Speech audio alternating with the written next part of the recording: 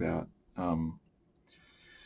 which is how I stopped being violent.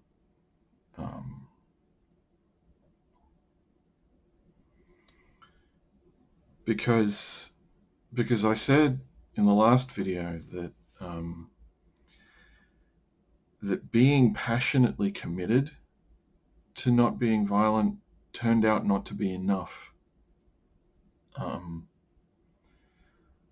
I was profoundly in love with my children, and I was deeply in love with my first wife. And there was that time when I put a hole in the wall. There were several occasions on which I slapped her in the face. Far more occasions on which I yelled and screamed and ranted and did some of the other things that are less newsworthy and more specific to you, and the world is watching, and we don't need to go into that level of specifics.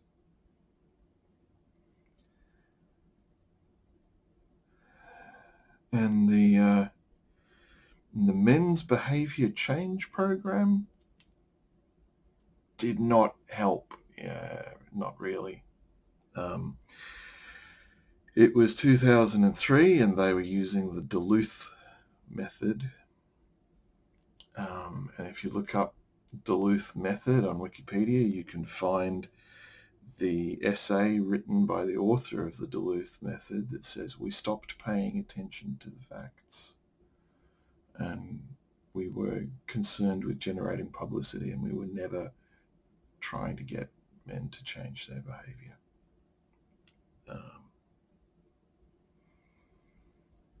I remain deeply angry with there was a man facilitator and a woman facilitator, and the woman seemed to actually want me to change and do better, and the man wanted revenge against the bullies who had, you took one look at him and you knew that this guy had a difficult time in school. There was a thing about him which people would have teased him for mercilessly, and I was there, his passive aggressive revenge. But understanding that violence does occur in a cycle did help. And I did something that they didn't tell me to do in that class. But I shut down the honeymoon period. I stopped groveling and being desperate to make up for it after I had lost my temper. And I recognized that it might well cost me my marriage, and maybe that is, there's ultimately she kicked me out for whatever the hell reason she did. And I don't want to speculate on that, not today, not when there's something more important I can talk about.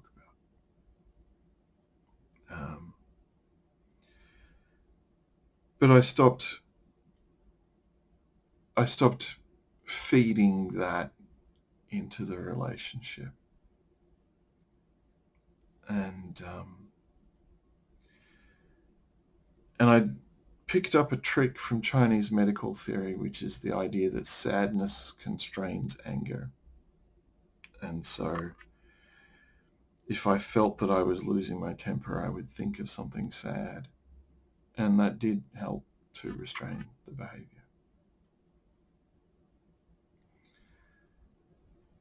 And I started to recognize what violence had cost me, particularly when I was living in a really cheap flat in West Footscray with a gang of drug dealers hanging around the entrance to the block of flats.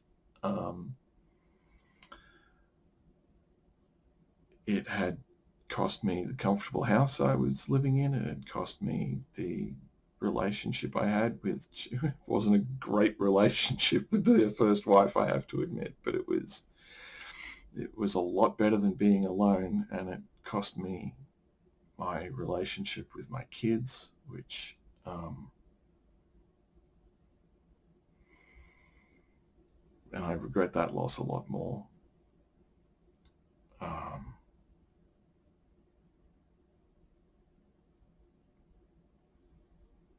And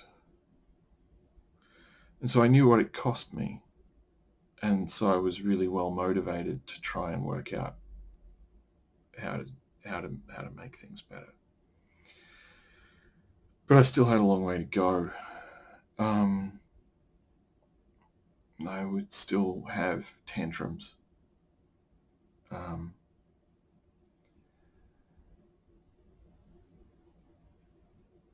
Eventually, I started to understand emotional self-regulation. I think before that, though, I recognized that other people get to make decisions about what they want and what they're going to do. And I started extending that freedom to myself from time to time. That if I was doing what I wanted, then it didn't seem so unfair that other people were doing what they wanted.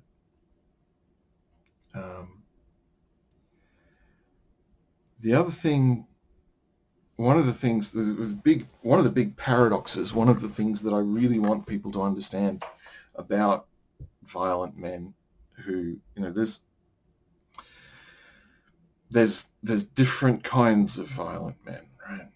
There's people like me who want to be good and fail.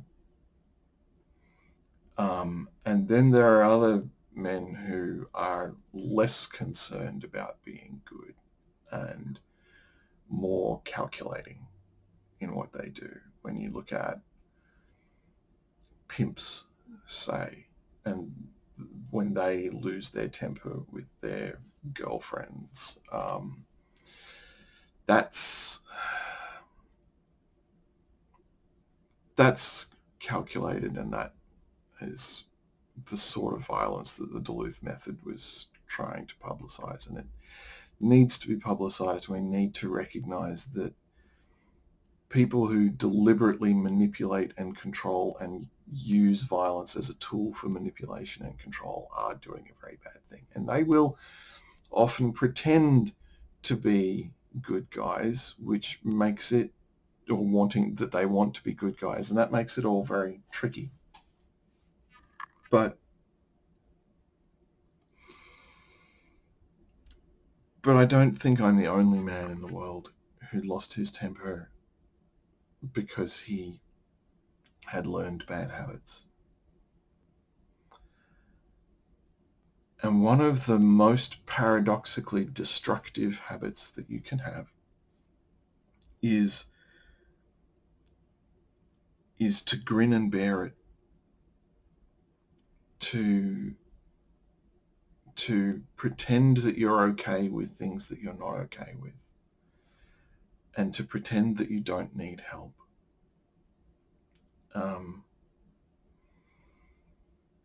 My second marriage, one of the reasons why it's a lot better is because I don't wait. So let's say that I've got an energy battery that, I don't know that it really gets to 100% or that it has done for the last several years, but let's pretend that it's 100% if things are going really well, and it gets down to like 0, and then you can't do things anymore, and that's, and so what I thought, what I was raised to do, right, was to wait until the battery had gotten down to 0 before asking for help. And at 0, you're tired and you're frustrated and you need help. And you kind of need it right away. And And you might be asking in a time which is really quite bad for the person that you need help from. Right? What I do now is ask for help when I'm at 60% or 40% even. Um, I'm a little bit tired. Would you mind doing that for me? Actually, I'm a bit tired too, she says. I don't want to do it. Okay, says me. I'll do it then. I can do it. I just wanted to ask for help. And so I get told no a lot more often, and I get told yes actually a lot more often as well. And so I don't have this toxic feeling of you never help me when I'm when I need it, or you don't always help me when I need it, right? Because it creates room for her to be having a life and to not constantly be monitoring me in case my battery's getting low and I'm going to be desperate for help. I can be trusted to manage myself and to ask for help. It's huge. Similarly, acknowledging that I can be hurt. Right? There are things that people say to me that I don't like. And sometimes my wife will say things to me where I'm like, oh, wait a minute, I don't like you telling me that.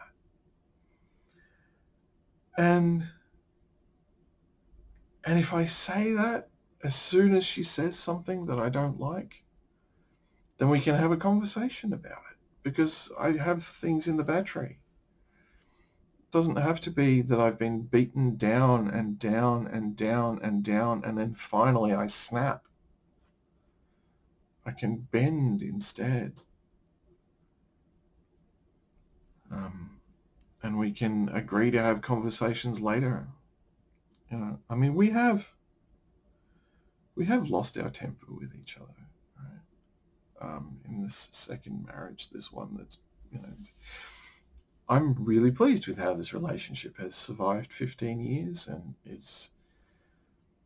continues to be something that I think of as the best decision I ever made.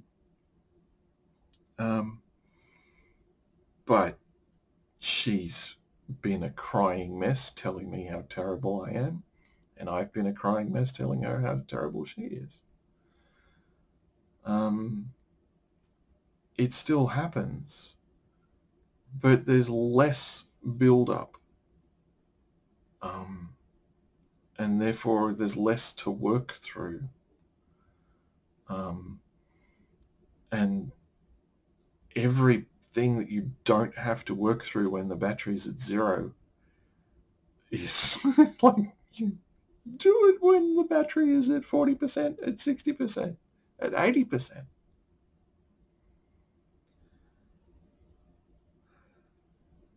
Yeah. And this is one of the horrible paradoxes of this effort to prevent violence against women, right? And to tell women that they have rights and all those sort of things. If men knew that they had rights, that their feelings were valuable and that they should actually stand up for those feelings and that they can express them with words and be treated as if their concerns were worth hearing, it would help. It would really help. And you would have a lot less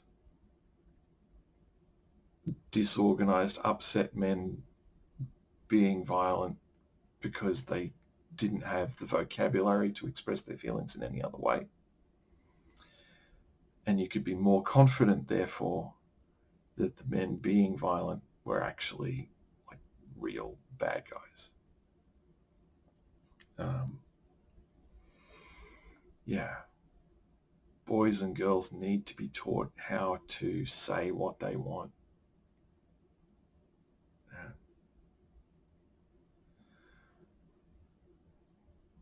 And I tried to set a good example for the kids, and I continue to be really proud of my son. He was 2 years old, And he said to his baby sister, if you keep hitting me, his palate hadn't hardened. He wasn't making the words the way that an adult does yet. If you keep hitting me, I won't play with you anymore.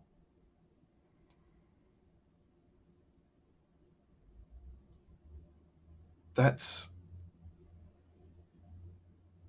yeah. And rough play, yeah. Yeah. Yeah. Having kids crawl over me and wrestle me to the ground, and I was wrestling with them back again. And I remember one day I got kicked in the balls really hard, and I folded over in pain, and I didn't want to play anymore. Um, and the games were never quite as full on after that. Um, and they learned, I think, a valuable lesson that if you hurt people, then the game stops and it might never be quite as much fun ever again. Uh,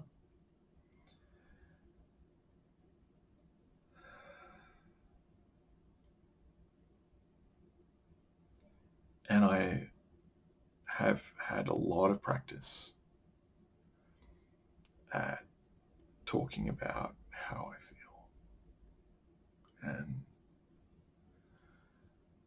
And the evidence is there now. I don't believe it fully yet. I need I need to remind myself of this. But I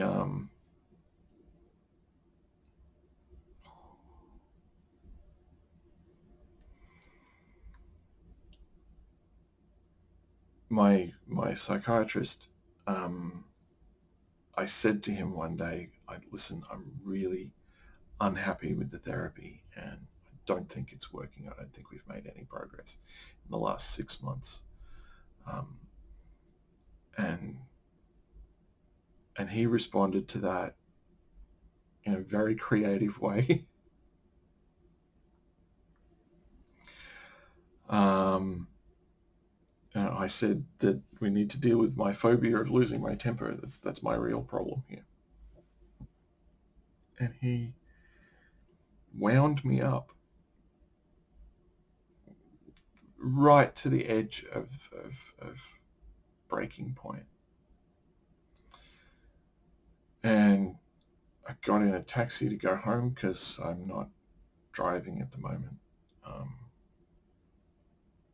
Sudden muscle cramps are quite dangerous when you're driving.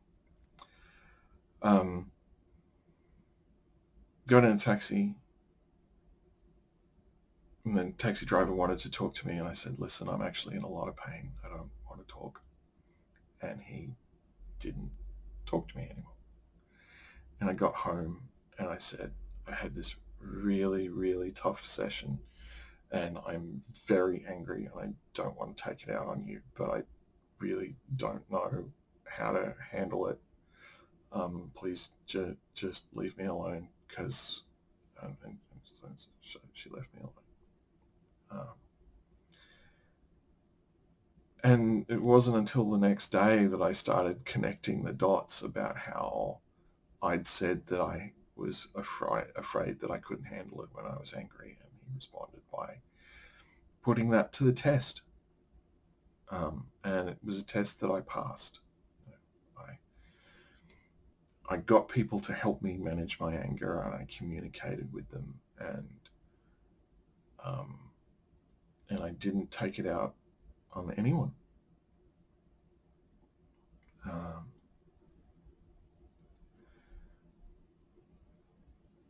and part of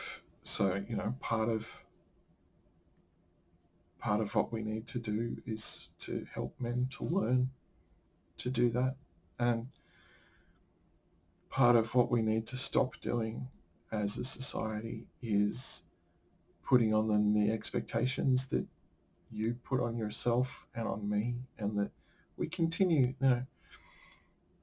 Men get hurt and we laugh. And we go, what kind of wimp are you? And until we get to a point where a man can realistically expect some sympathy and some support when he's hurt, then, or when he asks for help when he's hurt, right? And we're getting there. We are. Things are so much better than they were. But there's still a lot of toxicity aimed at masculinity. In addition to the toxicity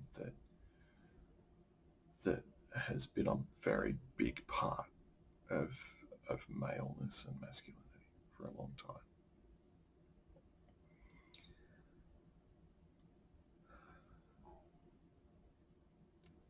I feel like I've talked around the point. How do you stop being violent? You learn to identify your feelings. You learn to talk about your feelings and turn them into words. And you seek out the people who treat that with respect. You think of something sad if you notice that you're getting out of control and you want to just sort of put some water on it if that's what you need. You recognize that you have rights and that those rights can be advanced through non-violent means.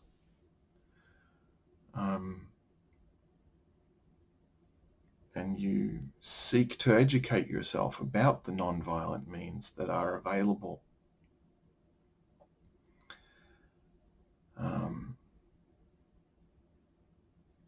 Because they are available. And there's a whole... I keep trying to work out how to do the video about political organizing. My position that you shouldn't punch Nazis remains controversial, but the reality is that generally speaking, if you punch a Nazi, then they get good publicity, and boosting the PR of the Nazis is the wrong move. Just like if you've got problems in your marriage, then the first person who screams loses credibility with anyone who hears the story or is a witness to the story.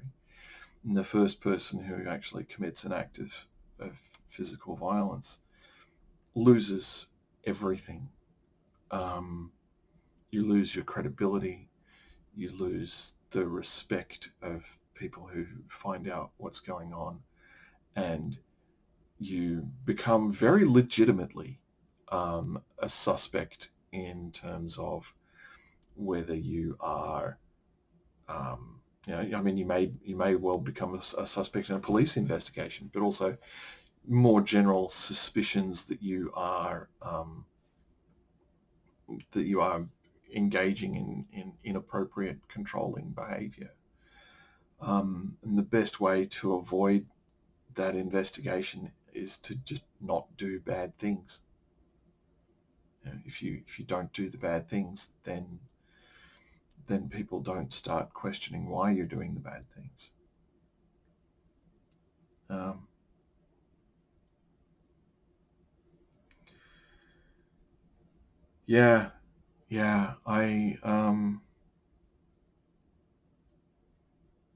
really hope this helps.